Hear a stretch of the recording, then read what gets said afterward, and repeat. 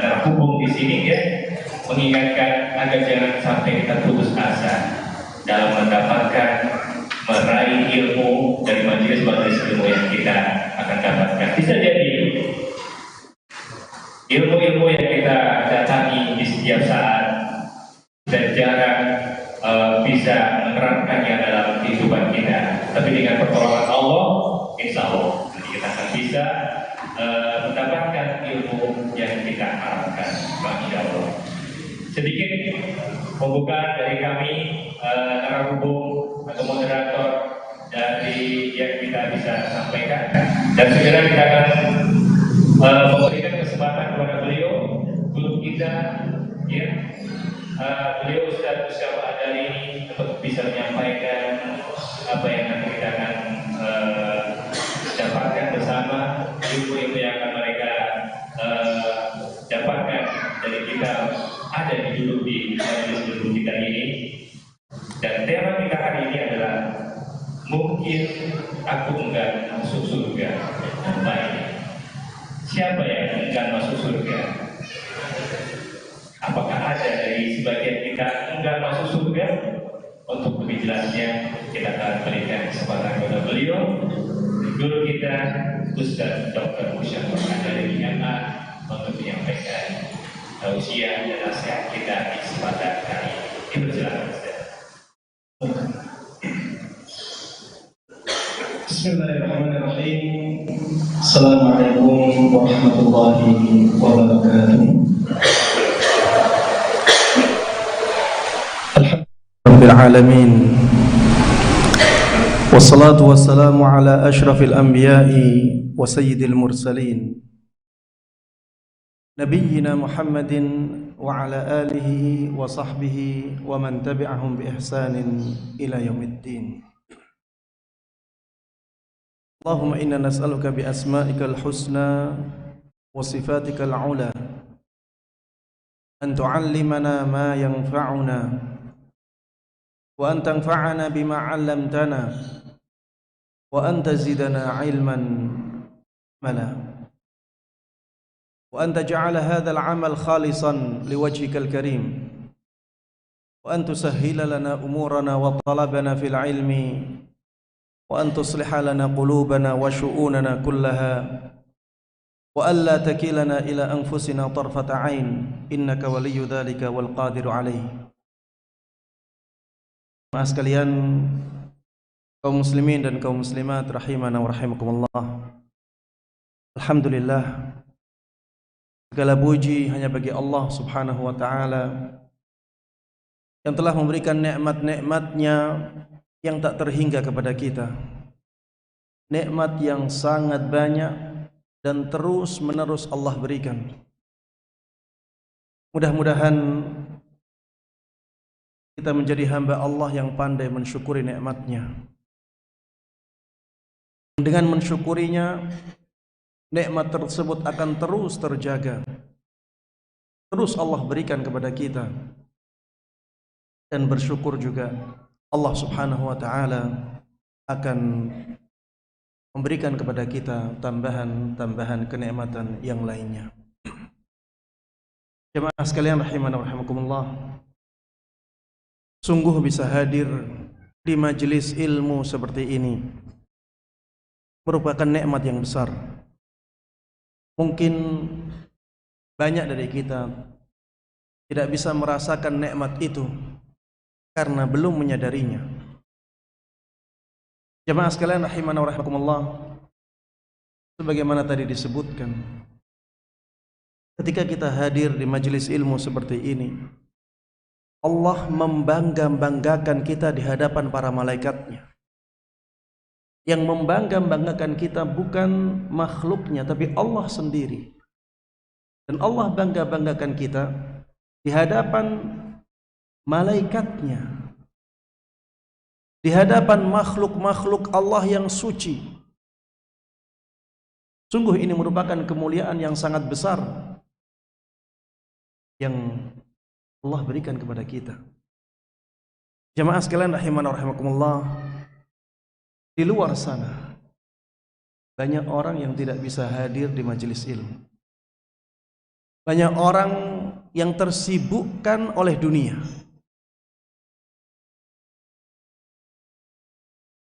Dan ini bentuk daripada terhalanginya mereka dari kebaikan yang sangat besar ini. Di majelis ilmu inilah hati kita menjadi tenang. Nazalat alaihimus sakinah. Rasulullah sallallahu alaihi wasallam katakan, tidaklah suatu kaum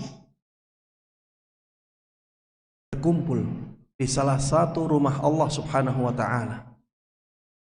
Mereka membaca Al-Qur'an dan mempelajarinya, kecuali akan turun kepada mereka ketenangan. Di majelis ilmu inilah ketenangan itu. Yang ingin mencari ketenangan hati, hadirlah di majelis ilmu. Karena ini janji dari Allah Subhanahu wa taala yang disampaikan oleh Nabi kita Muhammad sallallahu alaihi wasallam. Wa ghasyiyatuhumur rahmah. Kita ingin mendapatkan rahmat Allah yang besar, datanglah ke majelis ilmu. Wa haffathumul malaika. Kita ingin berkumpul dengan para malaikat, disinilah tempatnya. Malaikat mengerumuni kita. Bahkan disebutkan dalam hadis yang lain, malaikat menaungi kita dengan sayap-sayapnya. Inilah majelis zikir. Inilah majelis ilmu yang di dalamnya dipelajari yang haram, yang halal, dipelajari tentang akhirat, yang dengannya kita mencintai kebaikan. Jemaah sekalian rahimana wa rahimakumullah. Coba lihat betapa banyaknya orang yang ada di sekitar kita, dan lihat berapa dari mereka yang diberikan kesempatan oleh Allah bisa meluangkan waktu 2 jam, 3 jam untuk hadir di majelis seperti ini. Sadarlah bahwa sebenarnya nikmat ini nikmat yang sangat besar. Maka jemaah sekalian rahimana wa rahimakumullah, jangan sampai dalam 1 pekan kita tidak menghadiri kajian ilmiah. Pengajian-pengajian seperti ini sangat penting jemaah sekalian rahimana wa rahimakumullah, paling tidak untuk menyuntik keimanan kita. Paling tidak keluar dari majelis ini kita punya semangat baru untuk menjalankan ketaatan-ketaatan kepada Allah Subhanahu wa taala, yang dengan itulah kita pantas dengan surga Allah Subhanahu wa taala. Jemaah sekalian rahimana wa rahimakumullah, tidak lupa salawat dan salam, begitu pula keberkahan dan kenikmatan semoga selalu terlimpahkan dan tercurahkan kepada Nabi yang sangat kita cintai, Nabi yang sangat kita junjung tinggi, Nabi yang selalu kita teladani, Nabi Agung Muhammad sallallahu alaihi wasallam. Mudah-mudahan salawat, salam, keberkahan dan kenikmatan tersebut juga terlimpahkan kepada seluruh keluarga beliau, seluruh sahabat beliau, dan seluruh kaum muslimin yang mengikuti beliau para sahabatnya dengan baik hingga hari akhir nanti. Ikhwati wa akhwati fillah, jamaah hadirin dan hadirat, a'azzanallahu wa iyyakum. Tema kita pada kesempatan kali ini sebenarnya untuk mengingatkan ana sebagai pembicara dan juga antum semuanya. Mungkin aku enggan masuk surga. Mungkin aku enggan masuk surga. Jemaah sekalian rahimana wa rahimakumullah, pertanyaan ini akan terlihat remeh ketika kita tidak mengetahui kenikmatan surga. Kenikmatan surga itu sangat luar biasa jemaah sekalian rahimana wa rahimakumullah. Kalau kita tahu luar biasanya kenikmatan surga, maka pertanyaan ini sangat urgen, sangat penting, sangat besar manfaatnya dalam kehidupan kita. Mungkin aku enggan masuk surga. Jemaah sekalian rahimana wa rahimakumullah, ada hadis-hadis yang sangat luar biasa dalam menjelaskan nikmat surga. Hadis yang pertama, hadis tentang bahwa nikmat surga itu nikmat yang tidak bisa dibayangkan oleh hati manusia. Rasulullah sallallahu alaihi wasallam mengatakan, Allah Subhanahu wa taala berfirman, a'dadtu li'ibadiyas salihin ma la 'ainun ra'at wa la udhunun sami'at wa la khatara 'ala qalbi bashar. Aku telah persiapkan untuk hamba-hambaku yang saleh. Apa yang Allah persiapkan ini? Ma la 'ainun ra'at, kenikmatan yang tidak pernah dilihat oleh mata. Kenikmatan yang tidak pernah dilihat oleh mata.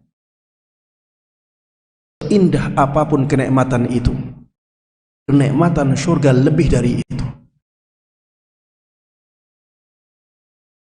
Wala udhunun sami'at, kenikmatan tersebut tidak pernah didengar oleh telinga. Antum pernah mendengar kenikmatan yang paling enak yang seperti apa? Surga lebih dari itu. Wala khatara ala qalbi bashar. Bahkan kenikmatan tersebut tidak pernah dibayangkan oleh hati manusia. Subhanallah.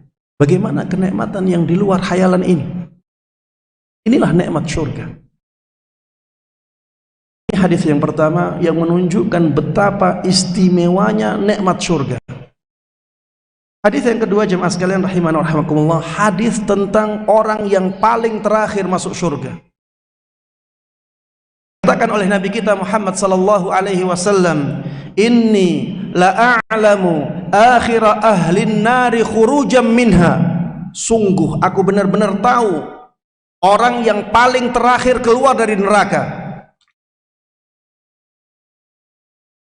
Akhira ahlil jannati dukhulal jannah. Dia orang yang paling terakhir masuk surga.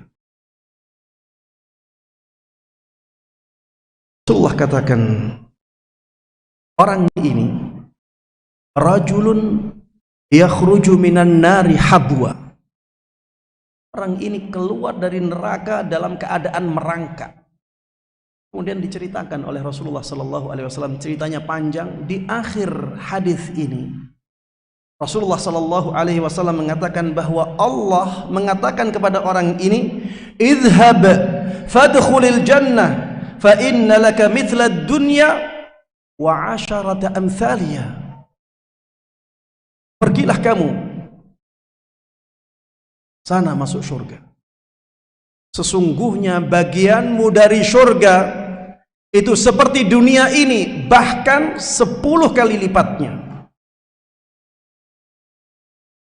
Apakah di dunia ini ada orang yang menguasai seluruh dunia? Ada jemaah? Tidak ada. Tapi subhanallah, orang yang paling terakhir keluar dari surga itu mendapatkan 10 kali lipatnya dunia ini. Dikatakan di dalam hadis bahwa orang ini adalah orang yang paling rendah derajatnya di surga. Antum bisa bayangkan bagaimana derajatnya para nabi dan para rasul. Kalau yang paling rendah saja seperti ini, bagaimana dengan kenikmatan yang di atasnya, jemaah sekalian rahiman wa rahimakumullah. Hadis yang ketiga, jemaah sekalian rahiman wa rahimakumullah, yang menjelaskan tentang betapa istimewanya nikmat surga. Hadis tentang 100 rahmat Allah Subhanahu wa taala. Allah Subhanahu wa taala menjadikan rahmatnya itu terbagi menjadi berapa? 100 rahmat. Di dunia ini Allah hanya mengeluarkan 1 rahmatnya saja. Dengan 1 rahmat inilah makhluk-makhluk Allah semuanya menjadi berkasih sayang. Mereka saling mencintai satu dengan yang lainnya. Ini 1 rahmat jemaah, dibagi kepada seluruh makhluk Allah dari awal sampai akhir. Subhanallah. Dengan 1 rahmat ini, betapa besar kasih sayang ibu kepada anaknya. Antum lihat bagaimana kasih sayang ibu kepada anaknya, sangat luar biasa.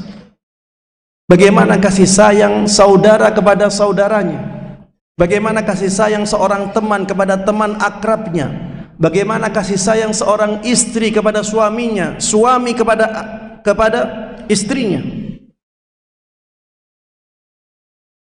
Ini baru yang ada di manusia, belum yang ada di hewan, belum yang ada di jin,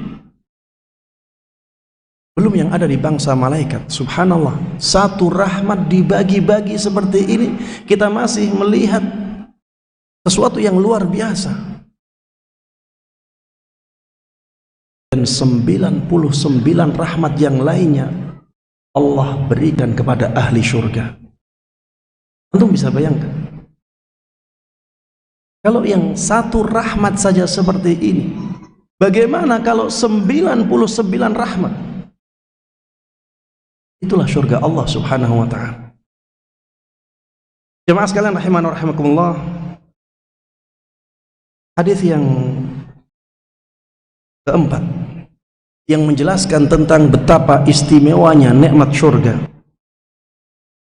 adalah hadis yang menjelaskan tentang satu celupan surga.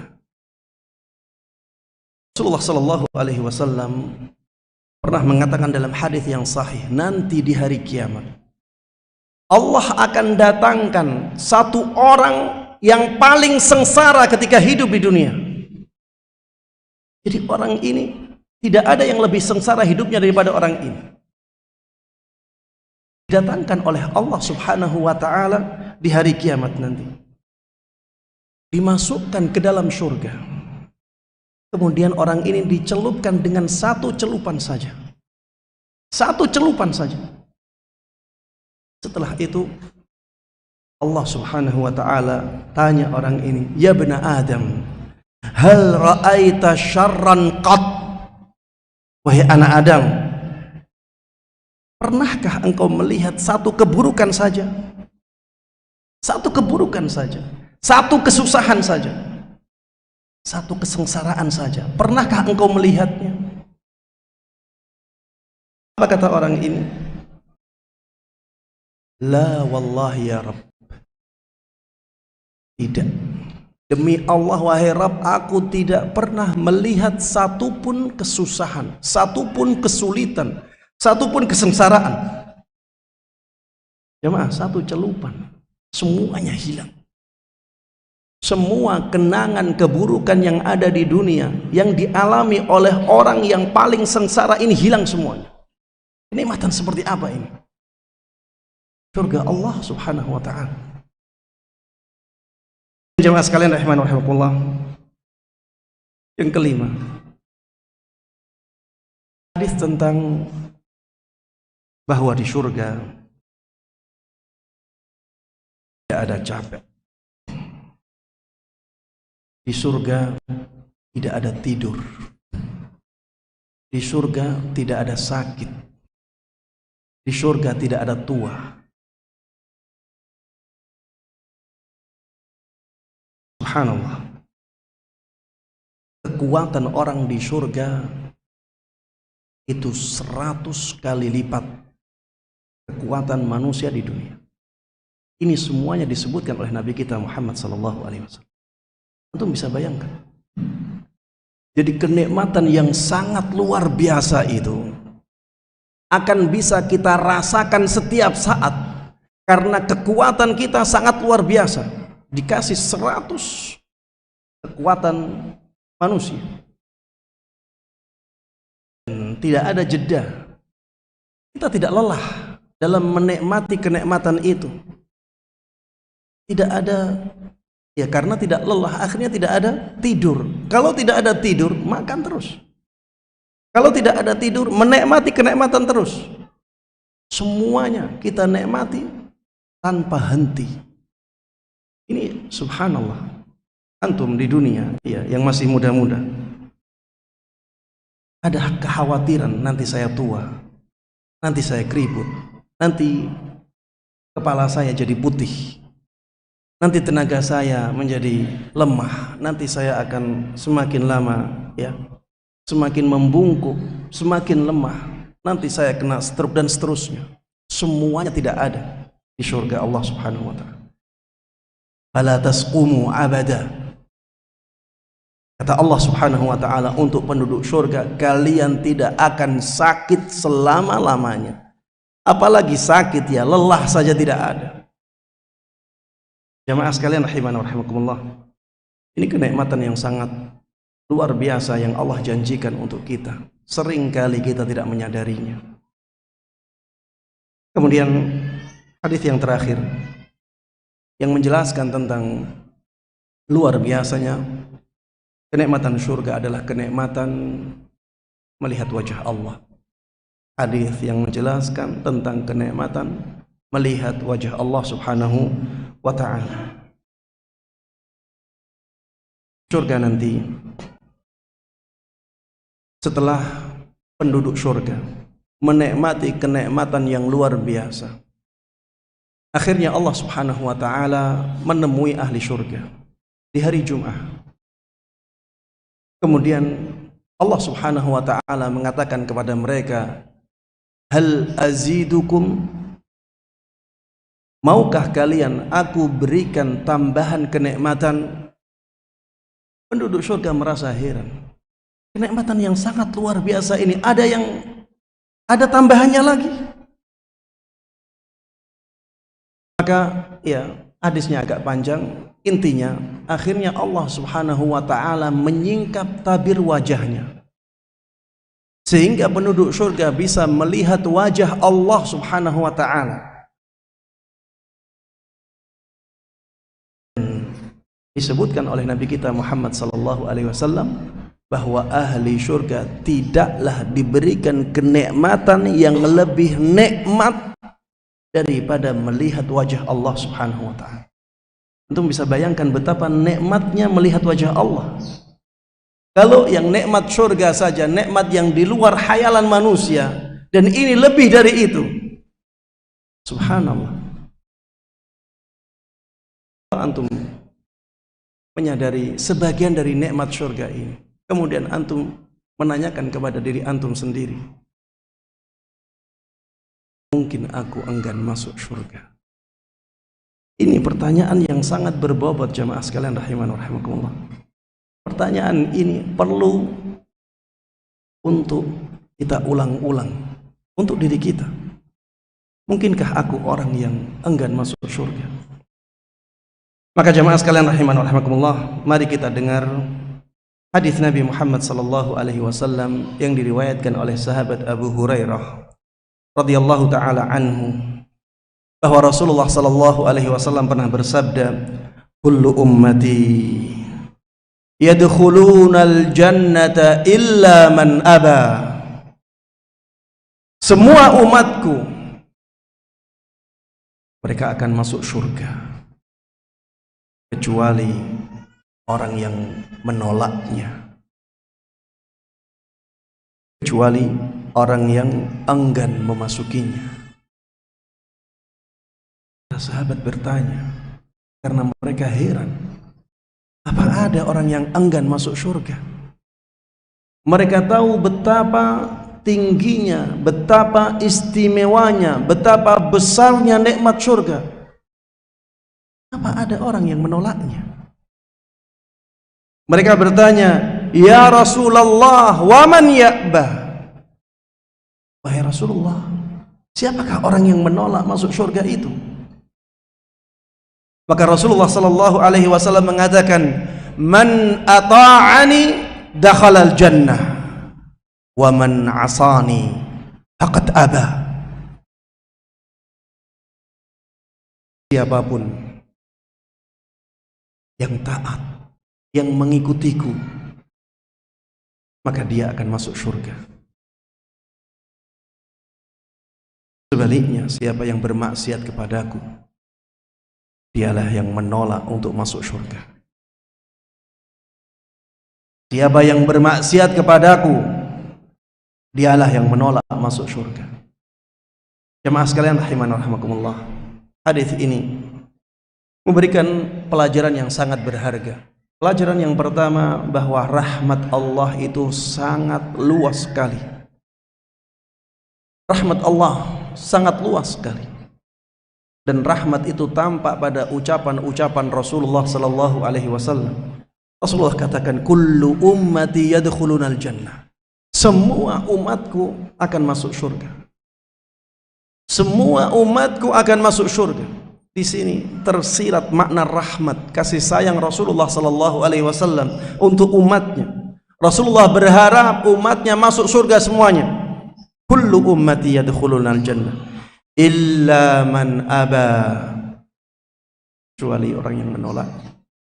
Di sini kita tahu bahwa semua kemaksiatan itu berpotensi menghalangi kita dari nikmat surga Allah Subhanahu wa taala. Jemaah sekalian rahimana wa rahimakumullah. Kemaksiatan itu bentuknya sangat banyak sekali. Dan ini semuanya berpotensi menghalangi kita memasuki surga Allah Subhanahu wa taala. Ketika kita melakukan kemaksiatan, itu pertanda kita enggan memasuki surganya. Rasulullah sallallahu alaihi wasallam pernah membuat garis lurus. Ini sebagaimana disahkan oleh sahabat Ibn Mas'ud radhiyallahu taala anhu. Khatta lana Rasulullah sallallahu alaihi wasallam khatta. Rasulullah sallallahu alaihi wasallam menggambar garis lurus. Kemudian Rasulullah mengatakan, hadza sabilullah. Ini adalah jalannya Allah. Garis lurus ini jalannya Allah. Thumma khatta khututan an yaminihi wa an shimalihi. Kemudian Rasulullah sallallahu alaihi wasallam membuat garis-garis melintang di kanan kiri garis yang lurus ini. Rasulullah sallallahu alaihi wasallam mengatakan, hadhihi subul. Garis-garis melintang ini adalah jalan-jalannya setan. Ala kulli sabilin minha syaitanun yad'u ilaih. Di setiap garis-garis ini yang melintang ini, garis-garis yang menyimpang ini, jalan-jalan yang menyimpang, ada syaitan yang mengajak manusia untuk mengikutinya. Thumma qara wa anna hadha sirati mustaqiman fattabi'uhu wa la tattabi'us subula fatafarraqa bikum an sabilihi.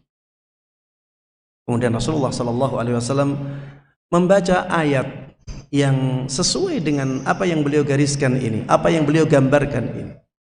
Wa anna hadza sirati mustaqiman fattabi'u. Sesungguhnya ini jalan yang lurus, maka ikutilah jalan ini. Wa la tattabi'us subula fatafarraqa bikum an sabili. Jangan sampai kalian mengikuti jalan-jalan kesesatan ini sehingga akhirnya kalian berpecah belah dari jalan Allah Subhanahu wa taala. Jalan-jalan inilah jalan kemaksiatan, jamaah sekalian rahimana wa rahimakumullah. Inilah jalan-jalan yang menjadikan manusia enggan memasuki surganya. Jangan sampai kita mengikuti jalan-jalan kesesatan, jalan-jalan keburukan. Para jamaah sekalian rahimana wa rahimakumullah. Hadis ini menunjukkan bahwa jalan kesesatan, jalan penyimpangan, jalan keburukan itu sangat banyak. Makanya kata-katanya subul. Ada banyak jalan. Jalan Allah lurus, kelihatan jelas satu. Tapi kalau jalan keburukan ini banyak dan berpecah belah. Itu kalau lihat orang-orang yang melakukan keburukan, mereka mengiklankan keburukannya. Bagaimana biar keburukan ini bisa dilakukan oleh banyak orang? Akhir-akhir ini jemaah sekalian rahimana wa rahimakumullah, kita tahu bagaimana semangatnya orang-orang mensosialisasikan LGBT. Karena dulu itu tidak percaya atau kurang percaya dengan orang-orang yang getol untuk mempromosikan LGBT. Subhanallah, terlihat di Piala Dunia Qatar yang sekarang sedang berlangsung, sampai mereka ingin mempromosikan LGBT dengan apa? Tanda ya, apa namanya itu, ban. Iya, lewat tanda itu dipromosikan di sana. Dan mereka, subhanallah, al-ad tidak boleh di sini, ditaruh di sepatunya. Subhanallah. Padahal LGBT, jemaah, LGBT sesuatu yang sudah di luar akal manusia sehat. Laki-laki dengan laki-laki, perempuan dengan perempuan, transgender, ya, pindah alat kelamin, mengubah yang alat kelaminnya laki-laki jadi perempuan. Ada yang perempuan jadi laki-laki. Kalau menghilangkan bisa, tapi kalau membuat tidak bisa. Iya, subhanallah. Ini sudah di luar nalar. Tapi mereka al-ad dalam promosinya, subhanallah, ajib. Itulah bukti kebenaran sabda Nabi kita Muhammad sallallahu alaihi wasallam. Setiap keburukan itu ada yang mempromosikannya, ada yang mengajak. Subhanallah. Sekalian rahimana rahimakumullah, kalau bukan karena hidayah dari Allah Subhanahu wa taala, kita tidak akan selamat. Alhamdulillahilladzi hadana li hadza wa ma kunna linahtadiya laula an hadana Allah. Segala puji hanya bagi Allah Subhanahu wa taala yang telah memberikan hidayahnya kepada kita. Kalau bukan karena hidayah dari Allah Subhanahu wa taala, kita tidak akan seperti ini. Jemaah sekalian rahimana rahimakumullah, lihatlah lingkungan sekitar kita. Coba lihat ke kota-kota, terutama kota-kota besar, bagaimana keburukan tersebar.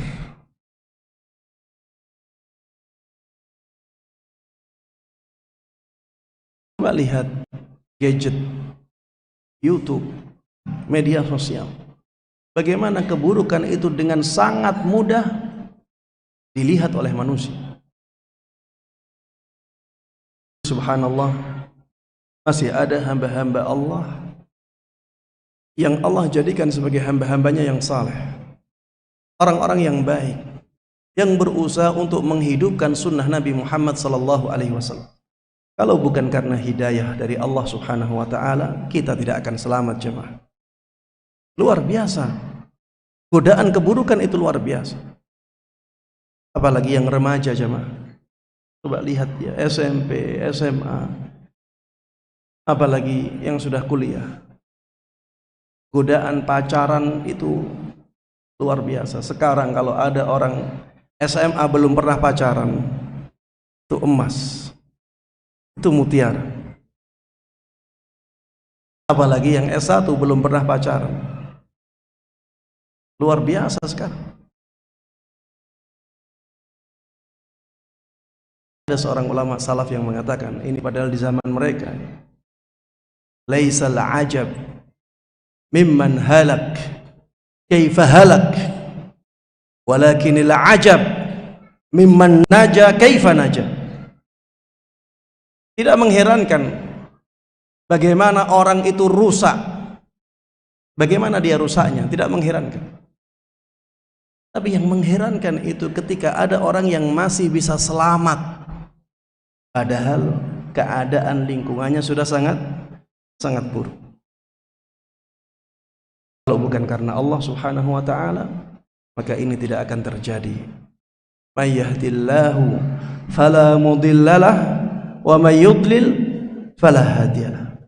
Barang siapa yang Allah berikan hidayah, maka tidak akan ada yang mampu menyesatkannya.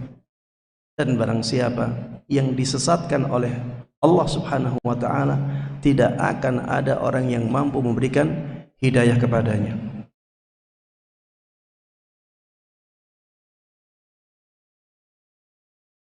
Jemaah sekalian rahimani wa rahimakumullah, kembali lagi ke pembahasan kita yang menjelaskan bahwa kemaksiatan jalannya sangat banyak. Setiap orang yang melakukan kemaksiatan bisa dikatakan dia adalah orang yang menolak memasuki surga Allah Subhanahu wa ta'ala. Kalau kita sebutkan bentuk-bentuk kemaksiatan di majelis ini, maka tidak akan selesai. Tapi ya paling tidak kita bisa menyebutkan beberapa contoh kemaksiatan yang kita berharap ya bisa benar-benar menghindarinya. Kemaksiatan yang paling besar adalah kesyirikan kepada Allah Subhanahu wa ta'ala. Orang yang paling besar penolakannya untuk memasuki surga Allah adalah mereka yang melakukan kesyirikan. Karena itulah dosa besar yang paling besar. Apa itu kesyirikan? Kesyirikan adalah menduakan Allah dalam perkara-perkara yang merupakan keistimewaan Allah Subhanahu wa ta'ala. Itulah inti dari kesyirikan. Menduakan Allah Subhanahu wa ta'ala dalam perkara-perkara yang menjadi keistimewaan Allah. Dan perkara-perkara yang menjadi keistimewaan Allah disimpulkan oleh para ulama dalam 3 hal. Ya, ada rububiyah, ada uluhiyah, dan ada asma was sifat. Allah punya keistimewaan dalam rububiyah. Rububiyah maksudnya adalah bahwa Allah yang menciptakan alam semesta ini. Allah yang menguasai alam semesta ini. Allah yang mengatur alam semesta ini. Inilah rububiyah. Allah punya keistimewaan dalam rububiyah ini. Sehingga kita tidak boleh meyakini ada pencipta alam semesta ini selain Allah. Kalau kita meyakini ada pencipta lain untuk alam semesta ini, maka kita telah terjatuh ke dalam kesyirikan. Itu keyakinan syirik dalam rububiyah. Kalau kita meyakini di sana ada yang menguasai alam semesta ini selain Allah, kita telah menyekutukan Allah Subhanahu wa ta'ala dalam rububiyahnya. Kalau kita meyakini bahwa ada yang mengatur alam semesta ini selain Allah Subhanahu wa ta'ala, berarti kita terjatuh ke dalam kesyirikan dalam rububiyah. Ada juga kesyirikan dalam uluhiyah. Keistimewaan Allah yang kedua itu uluhiyah. Uluhiyah itu hak untuk diibadahi. Itulah uluhiyah. Yang pantas untuk diibadahi hanya Allah Subhanahu wa ta'ala. Sehingga kalau kita beribadah kepada selain Allah, berarti kita melakukan kesyirikan. Contoh ibadah yang paling banyak dilakukan oleh manusia adalah berdoa. Berdoa itu ibadah. Maka jangan sampai kita berdoa kepada selain Allah Subhanahu wa ta'ala. Jangan sampai kita meminta-minta kepada ahli kubur, walaupun derajatnya sangat tinggi di sisi Allah Subhanahu wa ta'ala. Tidak boleh kita meminta kepada selain Allah Subhanahu wa ta'ala. Berdoalah langsung kepada Allah. Ud'uni, berdoalah kepadaku. Itulah perintah Allah Subhanahu wa ta'ala. Ya, mempersembahkan sembelihan kepada selain Allah masih banyak terjadi di masyarakat jamaah. Kalau ada yang bangun jembatan, ada yang nyembelih kerbau, mungkin 3 kerbau, 5 kerbau, kepalanya dipendam di sana. Walaupun menyembelihnya dengan mengucapkan bismillah, tapi yang ada di hatinya apa? Untuk dipersembahkan kepada penghuni-penghuni sungai itu, agar pembangunan jembatannya menjadi lancar, mereka persembahkan itu. Ini kesyirikan jamaah, syirik besar. Fasalli li rabbika wanhar. Kata Allah Subhanahu wa taala, salatlah untuk Rabbmu dan menyembelihlah untuk Rabbmu juga. Inna salati wa nusuki wa mahyaya wa mamati lillah. Sesungguhnya salatku, sembelihanku, kehidupanku, kematianku untuk Allah saja, bukan untuk yang lain. Jangan sampai menyembelih untuk selain Allah Subhanahu wa ta'ala. Ada banyak yang bernadar kepada selain Allah. Nadar ibadah jemaah. Aku kalau sukses, aku kalau terpilih sebagai seorang yang punya kedudukan, terpilih sebagai kepala desa, sebagai gubernur, sebagai bupati, sebagai presiden, aku akan berziarah ke makam fulan. Aku akan menyembelih di samping makam fulan. Nazar. Tapi tujuannya bukan karena Allah Subhanahu wa ta'ala. Tujuannya untuk mendekatkan diri kepada orang-orang tersebut, kepada mayat-mayat itu. Jemaah, ini kesyirikan. Jangan sampai kita terjatuh ke dalamnya. Allah paling murka terhadap kesyirikan-kesyirikan seperti ini. Di sana masih banyak orang-orang yang mengaku tahu yang gaib. Para peramal jemaah, bukankah banyak? Dan sampai saat ini masih banyak para peramal mengaku mengetahui yang gaib. Tahun ini akan terjadi seperti ini, seperti ini. Tanpa ada kalkulasi sama sekali, tanpa ada perhitungan yang nyata, pokoknya akan terjadi seperti ini. Beda kalau prediksi. Saya memprediksikan tahun 2023 akan ada resesi. Kenapa? Karena perhitungannya seperti ini. Ini masih terlihat, masih dibolehkan. Beda antara prediksi dengan ramalan. Prediksi itu sesuai dengan data. Tapi kalau ramalan, pokoknya saya dapat wangsit seperti itu. Itulah ramalan. Tidak ada hubungan antara datangnya sesuatu dengan kejadian. Ini namanya ramalan. Tapi kalau prediksi ada datanya. Ini nanti ya, kalau statistiknya seperti ini, maka akan terjadi resesi. Kenyataannya seperti ini. Itu prediksi. Seperti orang memprediksi adanya hujan, cuaca. Itu prediksi. Makanya kata-kata ramalan cuaca itu tidak tepat. Itu bukan ramalan, itu prediksi. Itu berdasarkan hitungan, ada datanya. Seperti misalnya memprediksi adanya gerhana, itu prediksi, ada datanya. Dan itu bukan ramalan. Yang syirik jamaah sekalian rahimakumullah adalah ramalan. Kenapa dikatakan syirik? Karena yang tahu sesuatu yang gaib siapa? Hanya Allah saja. Wa 'indahu mafatihul ghaibi la ya'lamuha illahu. Hanya ada di sisi Allah kunci-kunci kegaiban. Tidak ada yang tahu selain Dia. Tidak ada yang tahu selain Allah Subhanahu wa ta'ala.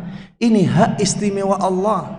Kalau ada orang yang mengaku tahu yang gaib, dia melakukan kesyirikan. Dia berarti terjatuh ke dalam kesyirikan. Ini kesyirikan dalam rububiyah. Jamaah sekalian rahimana wa rahimakumullah.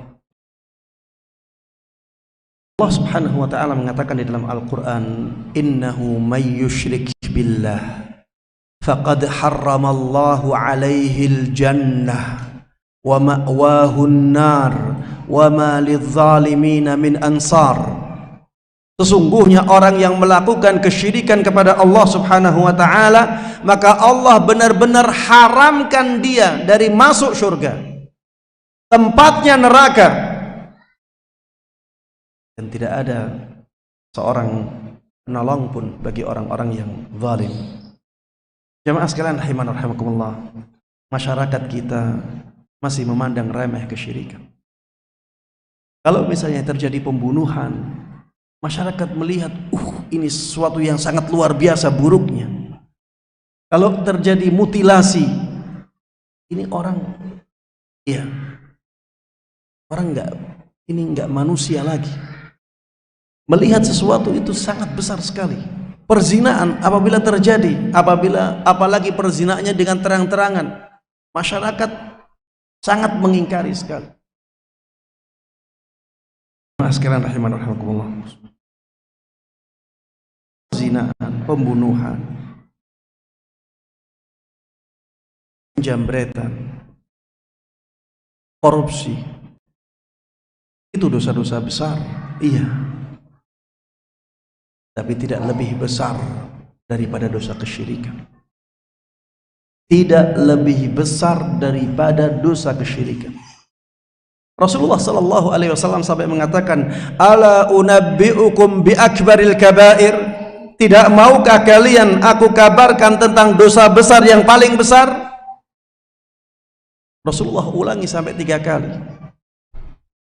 Kemudian Rasulullah mengatakan, al-isyraku billah. Dosa besar yang paling besar adalah kesyirikan kepada Allah Subhanahu wa taala. Baik jemaah sekalian rahiman wa rahimakumullah. Di antara orang yang enggan masuk surga, yang kedua adalah orang kafir. Orang yang di luar Islam. Ya jelas, ya. Ini orang-orang yang enggan memasuki surga Allah. Allah katakan dalam banyak ayat, uiddat lil kafir. Neraka itu dipersiapkan untuk siapa? Orang-orang kafir. Berarti mereka enggan masuk surga. Termasuk di antara orang yang enggan masuk surga adalah orang-orang munafik. Orang-orang munafik. Jemaah sekalian rahimana wa rahimakumullah. Allah Subhanahu wa taala di dalam Al-Qur'an mengatakan, innal munafiqina fid darkil asfali minan nar wa lan tajida lahum nasira. Sesungguhnya orang-orang munafik itu akan berada di mana? Di jurang neraka yang paling dalam. Dan engkau tidak akan mendapatkan seorang penolong pun untuk dia. Tidak ada yang bisa menolong dia sama sekali. Jemaah, ada pertanyaan yang ingin ana sampaikan biar ngantuknya hilang. Baik. Rasulullah sallallahu alaihi wasallam mengatakan, ayatul munafiqi thalath. Kemunafikan itu ada berapa? Ada berapa tanda kemunafikan? Ada 3. Idza haddatsa kadzab. Apabila berbicara dia berbohong. Wa idza wa'ada akhlaf. Apabila berjanji dia mengingkari. Wa idza tumina khan. Apabila dipercaya malah berkhianat. Baik. Kalau ada orang yang berbicara dan dia bohong, apakah dia berarti di neraka yang paling dalam? Jadi dikatakan di dalam ayat, kaum munafikin itu berada di jurang neraka yang paling dalam. Kalau ada orang yang berbohong, berdusta, apakah berarti dia berada di neraka yang paling dalam? Kalau ada orang yang berkhianat, apakah berarti dia berada di neraka yang paling dalam? Kalau ada orang yang mengingkari janjinya, apakah dia berada di neraka yang paling dalam? Atau siapa yang bisa menjawab? Hadiahnya ini. Siapa yang bisa menjawab?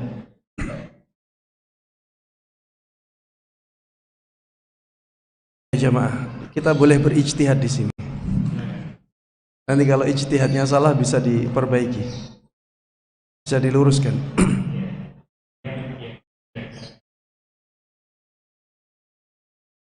Siapa yang bisa menjawab? Apakah orang yang berdusta, berkhianat, mengingkari janjinya berarti di neraka yang paling dalam?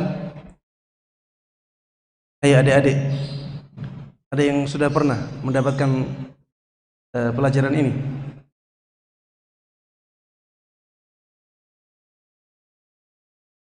Itu malu atau tidak tahu? Baik. Ada yang menjawab?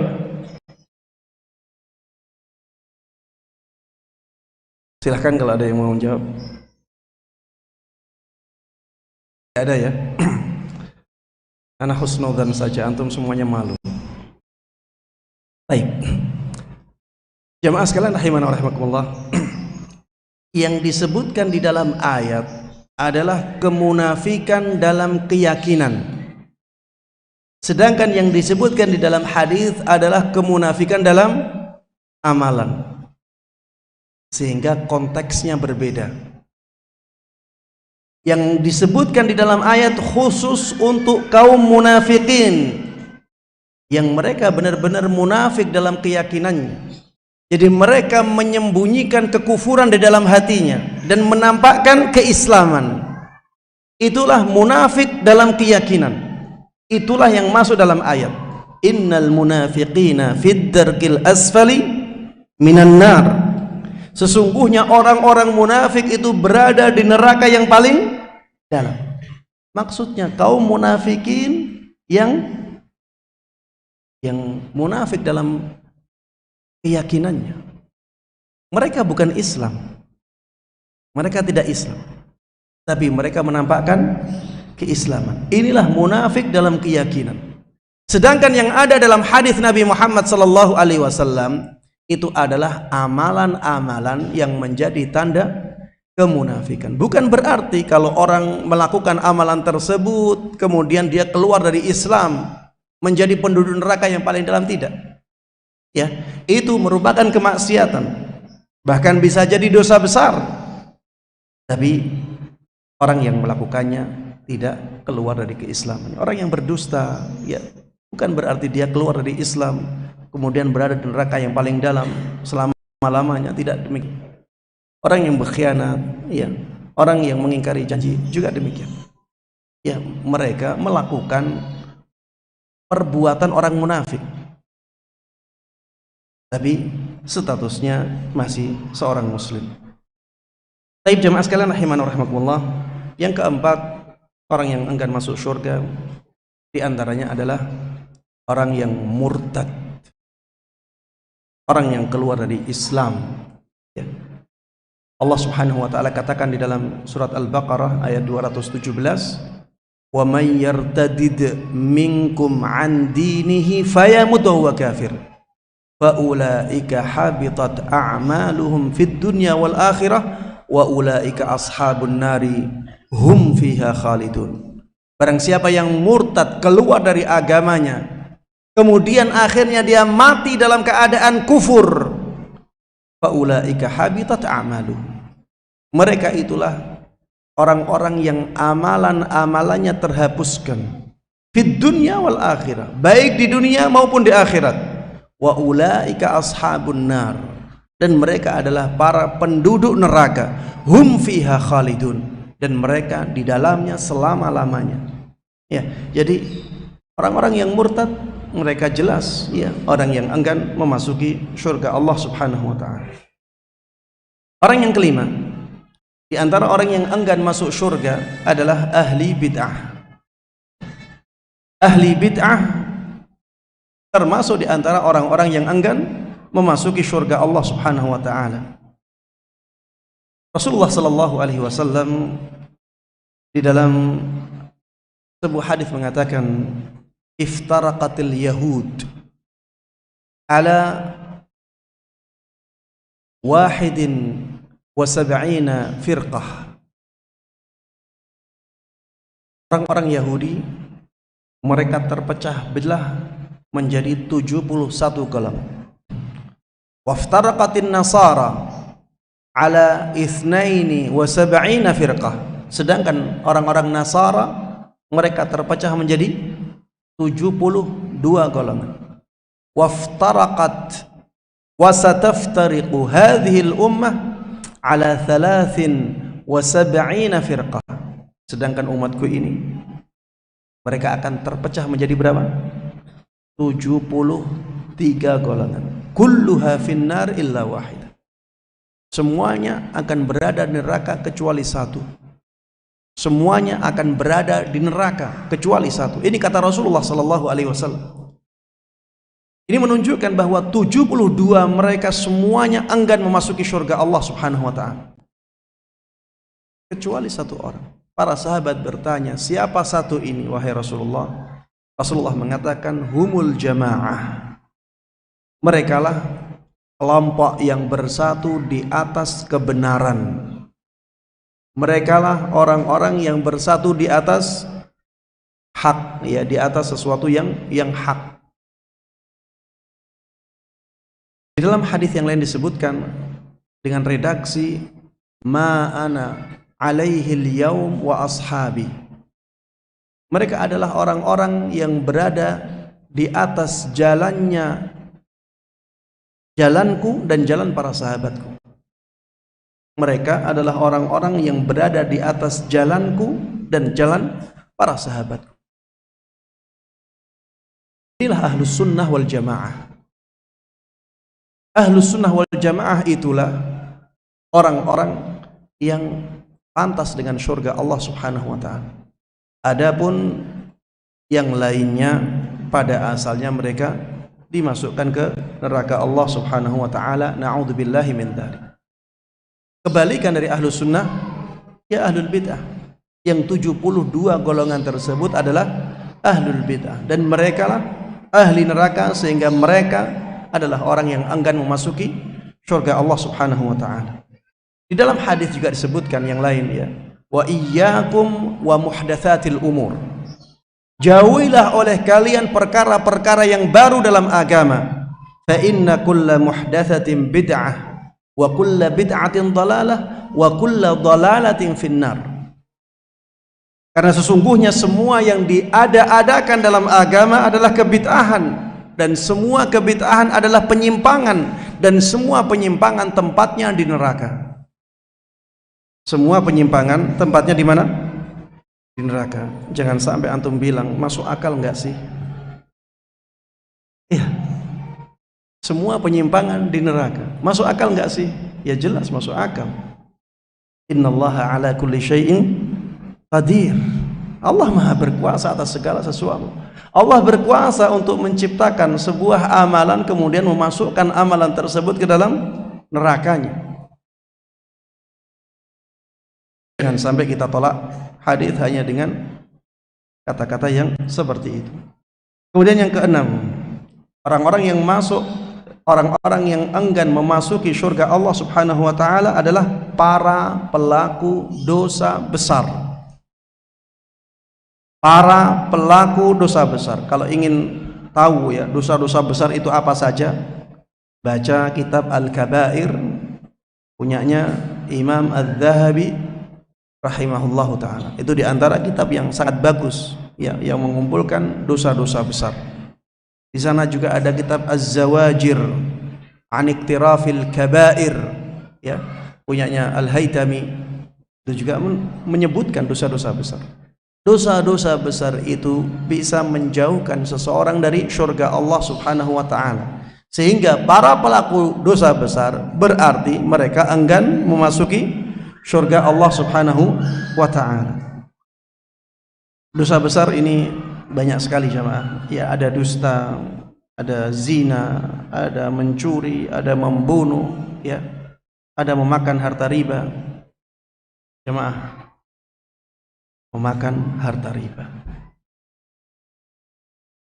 Ini anak ingin kasih penekanannya, karena banyaknya tersebar dosa riba di zaman kita.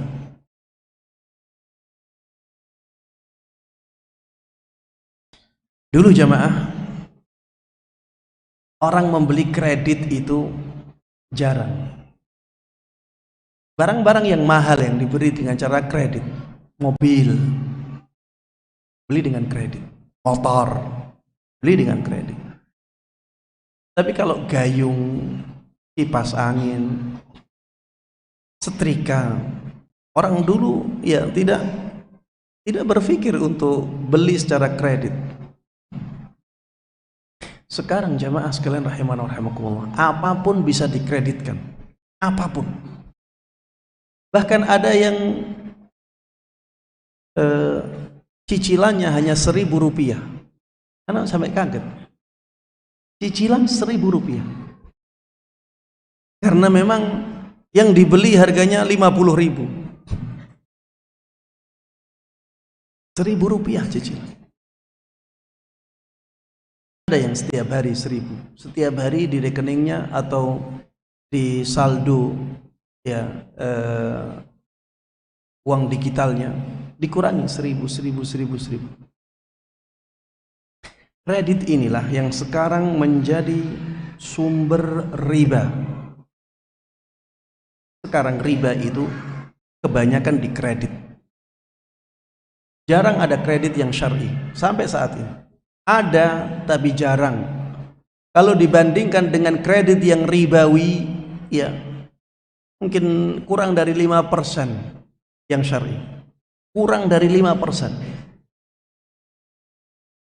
Kebanyakan masih ribawi. Maka jamaah sekalian rahimakumullah, kalau bisa beli cash, ya maka belilah dengan cara cash. Berusahalah untuk beli dengan cara cash.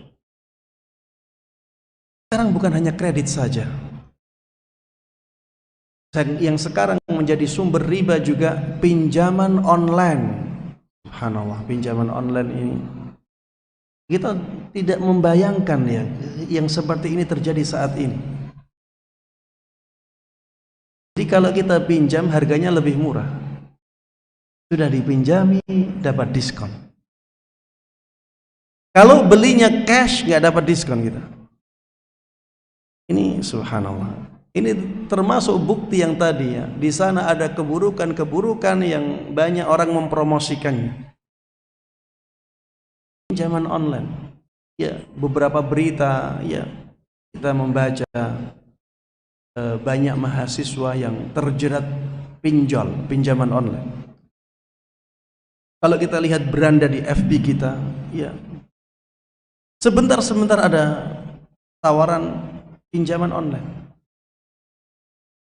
Mereka tidaklah menawarkan pinjaman kecuali pinjaman yang ribawi, pinjaman yang di dalamnya mengandung riba. Rentenir juga sekarang masuk ke desa-desa. Mas sekalian rahimana wa rahimakumullah, kita harus waspadai. Dosa riba itu dosa besar. Dan dosa riba ini bisa menyengsarakan kita dari sejak di dunia sampai nanti di akhirat. Orang yang terjerat pinjaman riba ini jamaah sekalian rahimana wa rahimakumullah, bisnisnya biasanya sulit untuk berkembang. Dia seakan-akan dijadikan budak oleh para rentenir itu. Iya, dia yang bekerja keras, memang kelihatannya usahanya jalan. Tapi keuntungannya, siapa yang ngambil? Ya rentenir itu. Belum lagi, ya nanti sampai pada saat dia tidak bisa membayar kecuali hanya bunganya saja. Dan sampai pada saat nanti dia sampai bunganya saja pun tidak mampu membayar. Padahal di awalnya perhitungannya kelihatannya sudah pas banget. Ini kalau saya pinjam, saya melakukan usaha, pasti nanti saya bisa berkembang. Ternyata tidak sesuai dengan prediksinya. Tidak sesuai dengan perkiraannya. Kenapa tidak sesuai dengan perkiraan jamaah? Karena dia bermaksiat kepada Allah. Dia melakukan dosa besar yang tadinya sebenarnya jalan itu jalan yang lurus mulus. Karena dosa besarnya ini, akhirnya Allah murka kepada dia. Kalau Allah murka kepada dia, apa susahnya Allah subhanahu wa ta'ala menggagalkan usahanya? Maka jangan sampai kita berusaha dengan cara ya meminjam yang ada ribanya seperti itu. Dunia, orang yang kena terjerat riba ini sengsara. Di akhirat juga sengsara. Bahkan di padang mahsyar disebutkan oleh Allah dalam Al-Quran, innal ladzina ya'kuluna ar-riba alladzina ya'kuluna ar-riba la yaqumuna illa kama yaqumul ladzi yatakhabbathu asyaitanu minal mas. Kata Allah Subhanahu wa taala, orang-orang yang memakan harta riba di padang mahsyar nanti, mereka tidak akan bisa berdiri kecuali seperti berdirinya orang yang kerasukan jin. Antum pernah melihat orang yang kerasukan jin bagaimana berdirinya? Bisa berdiri dengan lurus. Seperti itulah orang yang memakan harta riba. Mungkin banyak dari jamaah yang mengatakan, Ustadz, saya nggak terjerat riba. Maka anak katakan, tidak terjerat riba atau terjerat riba, ya, terjerat riba itu masih lebih ringan daripada memakan harta riba. Ulangi, terjerat hutang riba itu masih lebih ringan daripada memakan harta riba. Dan ternyata jamaah, lebih banyak yang memakan harta riba daripada yang terjerat riba.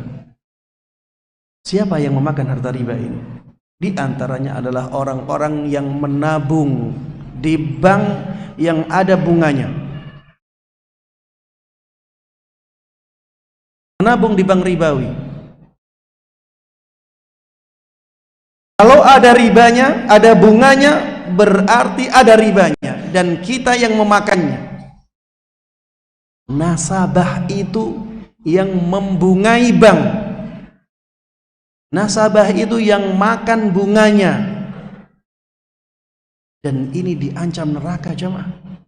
Ya ayyuhalladzina amanu la ta'kulur riba adha'afan mudha'afah wattaqullaha la'allakum tuflihun wattaqun nar allati u'iddat lil kafirin.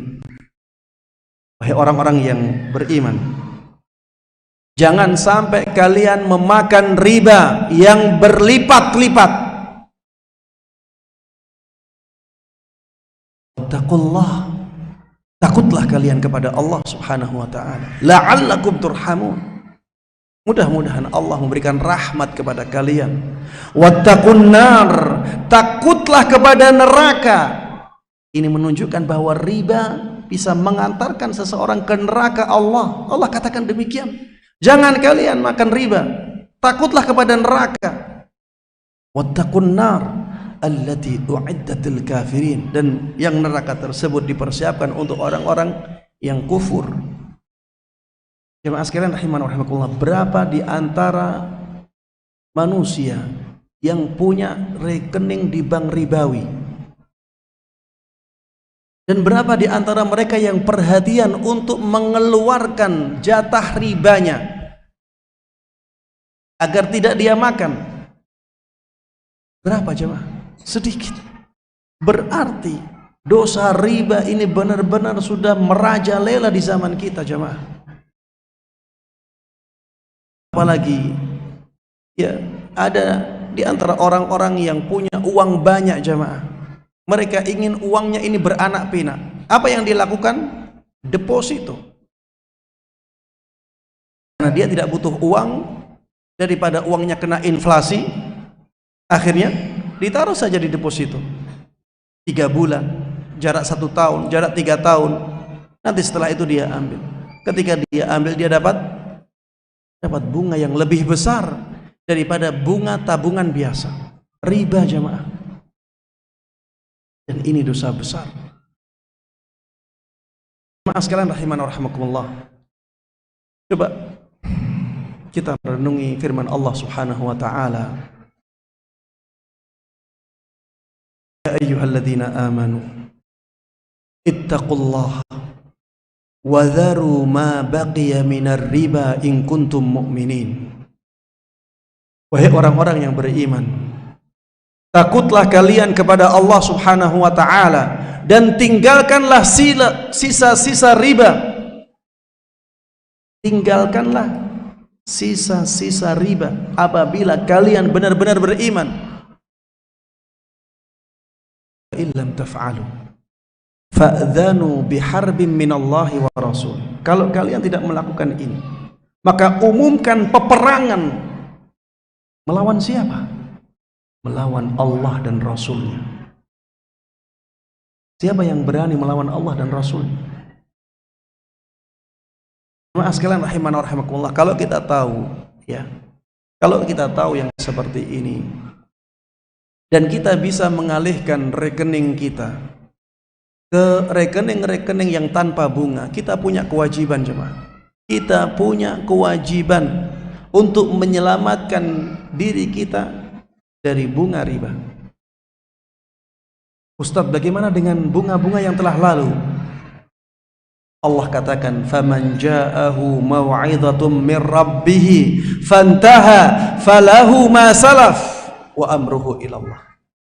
Barang siapa yang mendapatkan nasihat akhirnya berhenti dari praktek riba, falahu ma salaf, maka yang telah lalu menjadi hak dia, tidak apa-apa. Kalau bertaubat, berhenti dari riba, maka yang telah lalu itu menjadi miliknya. Wa amruhu ilallah, dan perkaranya dikembalikan kepada Allah subhanahu wa ta'ala. Allah sudah mengampuni. Maka bertaubatlah kepada Allah sebelum semuanya terlambat. Kita tidak tahu kapan kita mati jemaah. Kita sekarang alhamdulillah sehat-sehat. Bisa jadi sebentar lagi kita mati. Kita tidak tahu kapan ajal kita dijemput oleh Allah subhanahu wa ta'ala. Jemaah sekalian rahimana wa rahimakumullah, jangan sampai kita menjadi orang yang enggan memasuki surganya. Yang terakhir saya ingin menyampaikan kepada para akhwat muslimah, di antara dosa besar atau yang akhirnya menjadi dosa besar, yang pelakunya jelas-jelas menjadi orang yang enggan memasuki surga Allah, adalah orang-orang yang tidak menjaga auratnya. Dan ini banyak dilakukan oleh saudari-saudari kita kaum muslimah. Ya, bukan yang hadir di majelis ini, tapi ya banyak saudari-saudari kita di luar yang tidak memperhatikan auratnya. Ini dosa besar atau menjadi dosa besar pada akhirnya. Rasulullah sallallahu alaihi wasallam dahulu pernah mengatakan, sinfani min ahlin nar lam arahuma. Ada dua golongan yang menjadi ahli neraka. Ada dua golongan yang menjadi ahli neraka, tapi aku belum melihat dua golongan ini. Salah satunya yang disebutkan oleh Nabi kita Muhammad sallallahu alaihi wasallam, wa nisaun kasiyatun ariyat mumilat mailat ru'usuhunna ka'asnimatil bukht al-ma'ilah la yadkhulna al-jannah wa la yajidna rihaha wa inna rihaha la yujadu min masirati 40 amman. Kata Rasulullah sallallahu alaihi wasallam, di antara dua orang ini adalah wanita-wanita yang berpakaian tapi telanjang. Wanita-wanita yang berpakaian tapi telanjang. Mereka melenggak-lenggokkan tubuhnya. Mereka menggoda manusia. Kepala mereka seperti ada punuknya. Di kepala mereka seperti ada punuk ontanya. Mereka tidak masuk surga. Bahkan baunya pun tidak mereka cium. Padahal bau surga itu bisa tercium hingga jarak perjalanan 40 tahun. Jemaah sekalian rahimana wa rahimakumullah, coba garis bawahi kata-kata berpakaian tapi telanjang. Itu menunjukkan bahwa pakaiannya tidak menutup auratnya. Bisa jadi pakaiannya terlalu ngeprit, terlalu nempel, akhirnya kelihatan lekak-lekuk tubuhnya seperti tidak berpakaian. Bisa jadi berpakaian tapi tidak sempurna, berpakaian tapi seperti orang yang telanjang. Jamaah sekalian rahimana wa rahimakumullah, coba kita fahami makna berpakaian tapi telanjang. atau konsekuensi dari kata-kata berpakaian tapi telanjang. Kalau misalnya artinya berpakaian ini pakaiannya sudah menutup aurat tapi ketat, ini masuk dalam penafsiran ini, masuk dalam kata-kata Rasulullah sallallahu alaihi wasallam berpakaian tapi telanjang. Kalau yang tidak terbuka saja, ini masih ada pakaiannya, tapi seperti telanjang, berarti masih tertutup. Yang masih tertutup saja, ini menjadi ahli neraka. Bagaimana yang memang benar-benar dibuka, auratnya benar-benar dibuka? Nah, sekalian rahimana wa rahimakumullah, kenapa saya sampaikan kepada kaum muslimah? Karena di zaman ini banyak saudari-saudari kita sendiri. Saya di sini kita tidak sedang menjelekkan, di sini kita sedang mengingatkan, jangan sampai seperti itu. Kasihan kalau ini terus berjalan seperti ini, dan nanti sadarnya ketika mati kemudian mengatakan, ya laitani qaddamtu li hayati, ya laitani qaddamtu li hayati, seandainya aku lakukan kebaikan untuk kehidupanku ini, sudah tidak ada kesempatan lagi untuk memperbaiki. Sebelum waktu itu datang, sekarang mari berbenah, mari perbaiki diri, tutupi aurat, ya, aurat-aurat yang diwajibkan oleh Allah Subhanahu wa ta'ala untuk ditutup, maka tutuplah. Rambut bagi seorang wanita itu aurat, kaki bagi seorang wanita itu aurat. Ini mazhab Syafi'i jamaah. Bahkan jamaah sekalian rahimana rahimakumullah, dalam mazhab Syafi'i wajah itu aurat di luar salat.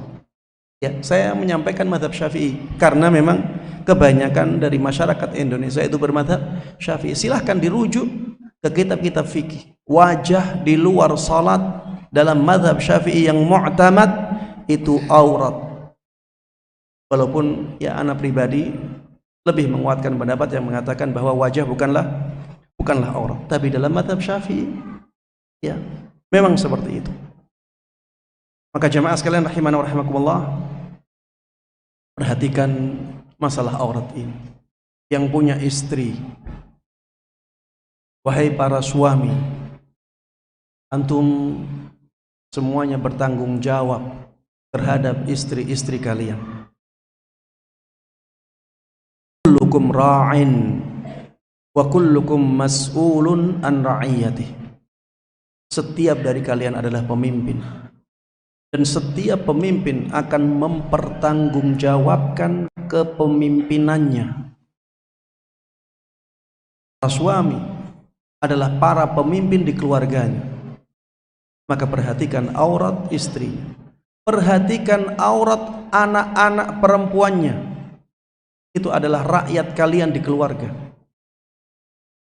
Wahai para ayah, perhatikan aurat putri-putri kalian, agar mereka selamat dari neraka Allah Subhanahu wa ta'ala. Dan kita bisa terapkan firman Allah, ya ayyuhalladzina amanu qu anfusakum wa ahlikum nara.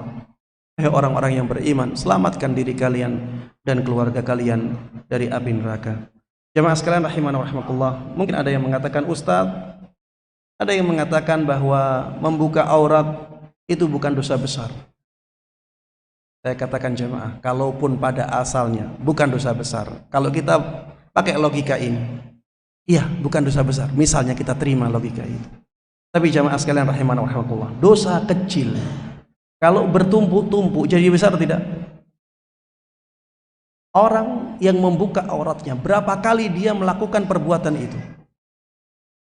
Setiap detik dia lakukan dosa itu. Kalaupun asalnya dosa kecil, tapi kalau setiap detik dilakukan, berkumpul jadi dosa besar. Dari sisi ini, maka yang asalnya dosa kecil bisa jadi dosa besar. Sisi yang kedua, siapa yang melihat orang yang tidak menutup auratnya? Orang banyak atau orang sedikit? Berapa orang yang melihat? Berapa orang yang melihat aurat dia? Kita katakan banyak. berarti dia menjadi penyebab banyak orang melakukan dosa, maka dia juga mendapatkan bagian dosanya. Kalau bagian dosa ini besar, bagian dosa ini banyak, maka dosanya akan menjadi besar. Efek buruk yang terjadi karena buka aurat ini juga sangat besar. Nanti akan terjadi perzinaan. Dari sisi ini juga menjadikan buka aurat, kalau misalnya asalnya dosa kecil, maka juga akan menjadi dosa besar, karena dia mengantarkan kepada dosa besar, yaitu perzinaan, kekerasan seksual, dan seterusnya. Jemaah sekalian rahimanallah, ya ini yang bisa saya sampaikan dalam kesempatan kali ini. Mudah-mudahan bermanfaat dan Allah berkahi, dan mudah-mudahan Allah Subhanahu wa taala menjadikan kita semuanya orang-orang yang benar-benar semangat untuk mendapatkan surga Allah Subhanahu wa taala dan terhindar dari sifat-sifat orang yang enggan memasuki surganya. Amin amin ya rabbal alamin. Wa sallallahu wasallam wa baraka ala nabiyyina Muhammadin wa ala alihi wa sahbihi wa man tabi'ahum bi ihsanin ila yaumiddin. Walhamdulillahi rabbil alamin. Baik, syukran jazakallahu khairan atas nasihat dan juga ilmu yang telah diberikan oleh beliau Dr. Musyafa dari ini. Di kesempatan hari ini, dan kita masih punya waktu jamaah, dan kita akan manfaatkan waktu kita untuk sesi tanya jawab. Panitia sudah menyiapkan hadiah-hadiah. Kemudian saya ingin mengingatkan sekali lagi, salah satu adab bagi penuntut ilmu adalah bertanya dengan bijak. Artinya bahwa pertanyaan Anda adalah sesuai tema kita, ya, sesuai tema kita hari ini, dibahas yang disampaikan oleh beliau Ustaz Musyafa dari ini. Dan mohon izin sebelum nanti para jamaah bertanya, mungkin Ustaz ada pertanyaan untuk jamaah. Sekaligus kita ingin melihat para jamaah ini dalam menyerap ilmu yang disampaikan. Baik. Ya, tadi kita menyebutkan beberapa hadis yang menunjukkan betapa istimewanya nikmat surga. Siapa yang bisa menyebutkan 2 saja? Kita tadi menyebutkan kalau tidak salah 6 ya. Silahkan sebutkan 2. 7 tangan. Ada hadiah untuk antum semuanya.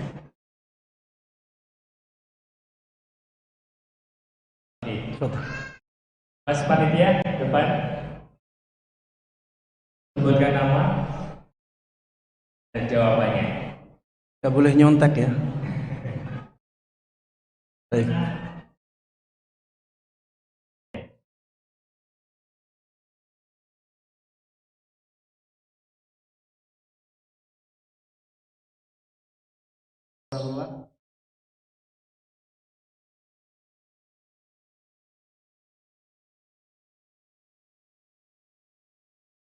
Itu baru 1 di sini.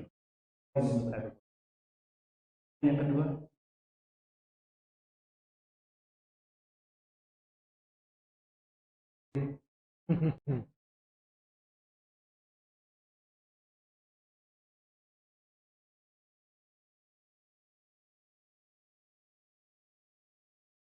Yang kita dapatkan ketika kita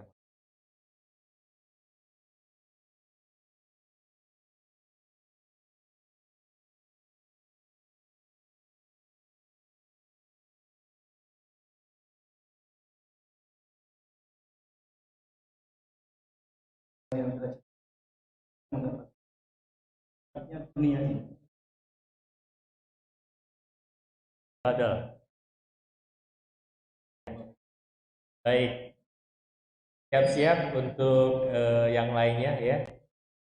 Silahkan. Sebutkan beberapa orang yang enggan masuk. 2 saja. Masnya yang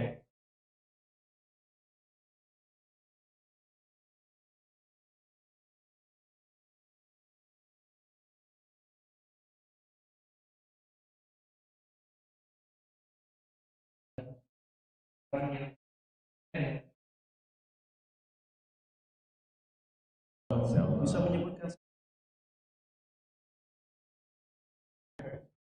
Satu dalil untuk orang kafir. Udah.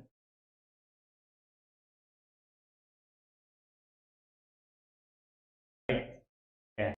Yang diminta Ustaz 2, tapi antum sebutkan 3.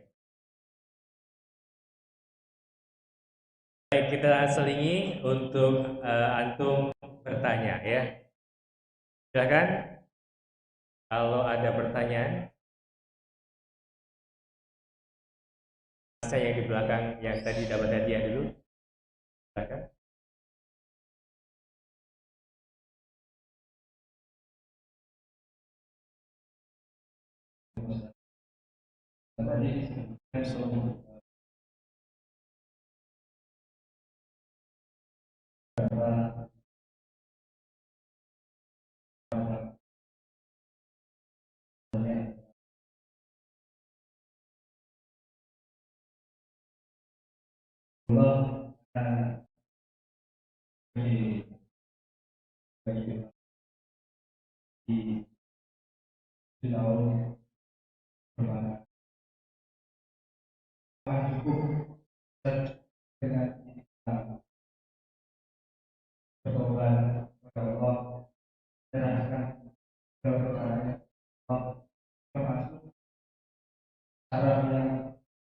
Memiliki suatu kita berada di negeri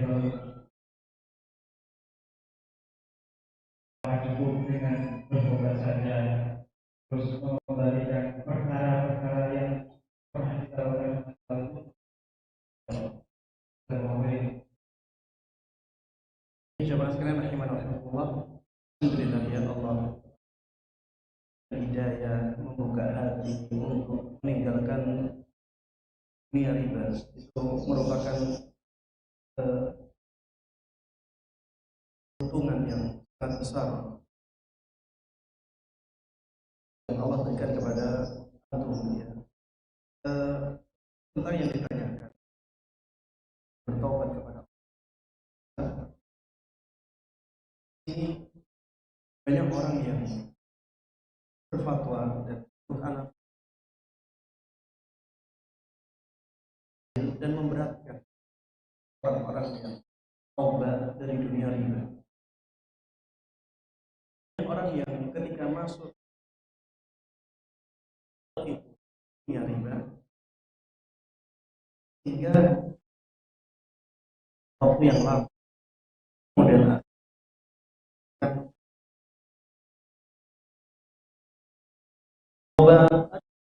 menyuruh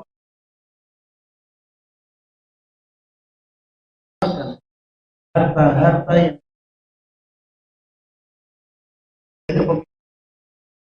dengan diri dan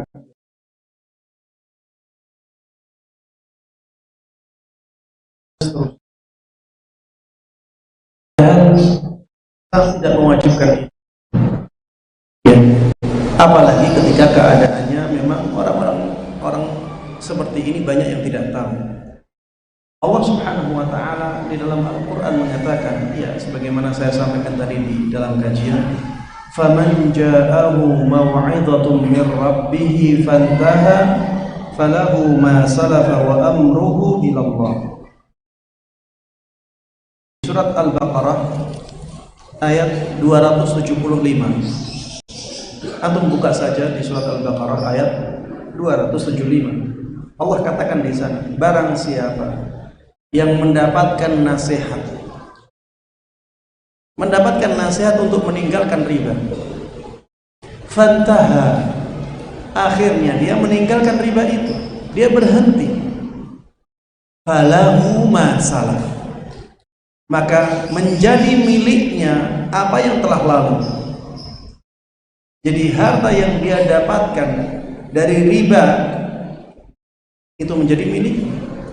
Fantaha falahu ma salaf wa amruhu ila Allah, dan urusan dia dikembalikan kepada Allah Subhanahu wa taala. Urusan dia tentang hal itu, tentang riba ini, dikembalikan kepada Allah. Dan Allah Maha Pemurah, Allah Maha Pengasih, Allah Maha Pengampun.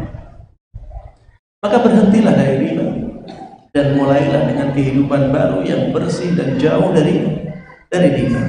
Misalnya dulu dengan bekerja di bank ribawi bisa membangun rumah, maka tidak ada masalah.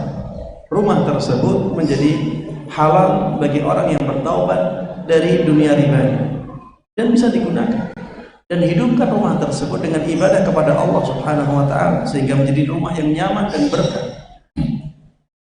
Ada yang mendapatkan mobil, ada yang mendapatkan motor, ya. Maka tidak ada masalah. Taubat kepada Allah Subhanahu wa taala, dan yang telah lalu itu menjadi milik. Yang akan datang kita tidak boleh melakukannya lagi. Ya, barakallahu fiik. Iya. Baik, sebelum ke pertanyaan dari antum selanjutnya, kita akan bagi hadiah lagi, ya. Salah satu wasilah ketika kita mendapatkan ilmu itu adalah orang-orang yang ada di samping kita itu ridho, bahagia dengan keberadaan kita. Nah, ini ada pertanyaan. Anda yang tahu nama samping kanan dan kiri sebelumnya belum tahu, silakan dapat hadiah. Anda tahu nama samping kanan dan kiri tapi tadi belum tahu, dapat kalender 2 karena kanan dan kiri, silakan. Adik-adik nggak ada yang dapat.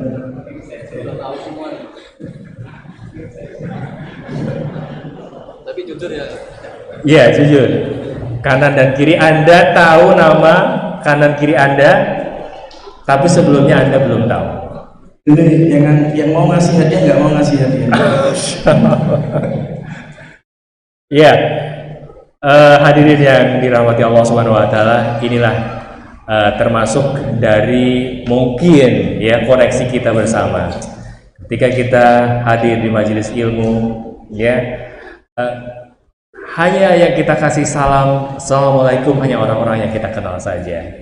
Sementara orang-orang yang kita tidak kenal, bukan enggan ya. Kalau tadi Ustaz enggan ya, enggan masuk surga karena kita nggak kenal, ya kan? Ini bukan enggan, tapi belum. Nah, mohon nanti kita bersama-sama belajar agar kita saling akrab, ya, kepada saudara-saudara kita sesama jamaah. Baik, karena belum ada yang dapat hadiah, ya. Kita ada pertanyaan dari channel dari Masjid Menara Iman, ya. Hari ini kajian kita didengarkan di Radio Bas FM 93.2 FM, kemudian diudarakan juga ya di Bas TV, kemudian di Mustafa Adarini Channel, kemudian juga di Masjid Menara Iman. Ada pertanyaan di Mas Berlian Putra yang saat ini sedang menyaksikan di rumah. Ustaz, assalamualaikum warahmatullahi wabarakatuh. Ustaz, ketika biaya admin bank itu lebih dari bunganya, sehingga kadang-kadang bunganya itu habis untuk admin, ini apakah kita sudah terbebas dari riba tadi, Ustaz? Jemaah sekalian rahimakumullah, admin ya, biaya admin untuk bank itu kewajiban kita. Jadi kita wajib untuk membayar. Kita wajib untuk membayar dari uang milik kita, karena memang admin bank itu adalah kewajiban kita, maka kita wajib membayarnya dari uang kita. Tidak boleh kita bayar dengan uang riba, tidak boleh kita bayar dari hasil riba. Itu masuk dalam kategori makan uang riba. Yang dimaksud dengan alladzina ya'kuluna riba, orang-orang yang memakan harta riba, bukan hanya memakannya, bukan, tapi semua penggunaan masuk di sana. Semua penggunaan, mau dibelikan mobil, itu namanya memakan, itu namanya menggunakan. Karena makan itu hanya sebagai perwakilan kata saja. Yang lainnya sama.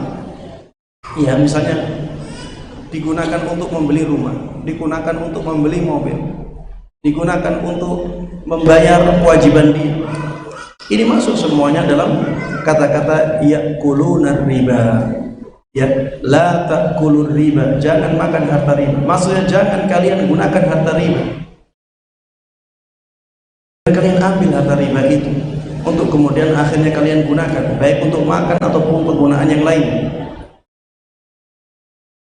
Makanya ya tidak boleh membayar ya biaya admin dengan bunga riba. Allah Ta'ala. Baik, terima kasih untuk nasihatnya Ustaz. Kita ke pertanyaan berikutnya. Assalamualaikum warahmatullahi wabarakatuh Ustaz. Ustaz, saya seorang suami, apa saja batasan-batasan untuk istri atau aurat istri di keluarga saya, dan bagaimanakah untuk memberikan pemahaman kepada keluarga mengenai mahram, seperti kepada saya, siapa saja istri boleh membuka auratnya di keluarga saya. Mohon untuk nasihatnya Ustaz. Baik, jemaah sekalian rahimanallah, aurat ya seorang wanita kepada mahramnya ya itu tidak seperti aurat wanita kepada ajnabi, ya kepada orang lain yang bukan mahram. Kalau kepada orang yang sesama mahram ya, maka aurat wanita itu aurat yang bisa wanita boleh membuka bagian-bagian yang boleh atau biasa dibuka di keluarganya. Bagian-bagian yang biasa dibuka di dalam rumah ya itu boleh dibuka. Ya misalnya rambut ya di dalam rumah biasa dibuka. Maka ketika bersama dengan mahram ya rambut terbuka tidak ada masalah. Seperti misalnya ya lengan tangan ya ini juga biasa terbuka di dalam rumah. Maka sesama mahram tidak masalah dia membuka lengan. Kaki juga misalnya betis di dalam rumah biasa terbuka, sehingga yang seperti itu tidak ada masalah. Intinya yang biasa dilihat ya ketika di dalam rumah itu bukan aurat ya dengan sesama mahram.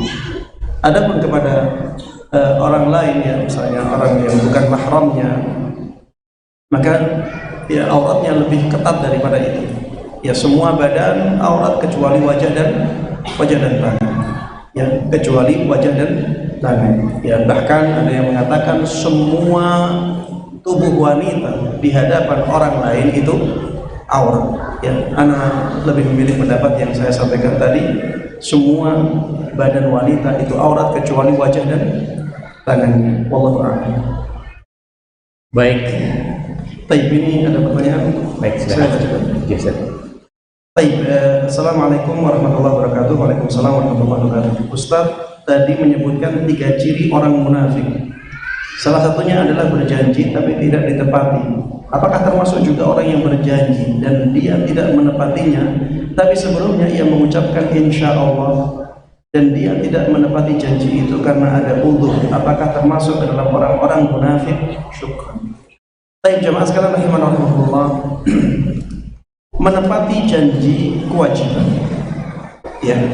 Tapi kalau sudah ada kata-kata insya Allah, ya berarti janji tersebut sudah tidak ya bukan janji yang wajib untuk dia lakukan. Kalau sudah mengatakan insya Allah, itu kalau misalnya dia niatnya adalah ta'liq atau menggantungkan perbuatan tersebut dengan kehendak Allah Subhanahu wa ta'ala. Karena kata-kata insya Allah ini bisa juga diucapkan oleh seseorang hanya untuk mengharapkan keberkahan. Insya Allah hanya untuk mengharapkan keberkahan. Karena dengan mengatakan insya Allah ya, seseorang menyebutkan nama Allah Subhanahu wa ta'ala ya, dan seseorang mengingat Allah Subhanahu wa ta'ala dengan itu. Kalau niatnya hanya menyebut hanya untuk mendapatkan keberkahan ya, maka kata-kata insya Allah ya tidak mempengaruhi janji.